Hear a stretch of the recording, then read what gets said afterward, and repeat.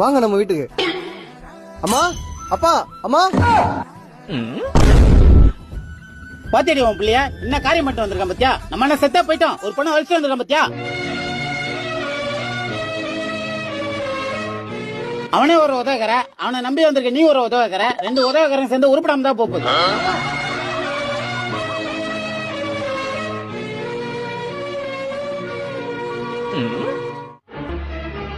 சொத்து கித்து கேட்டா செருப்பால அடிப்பேன், வெளியே போடா.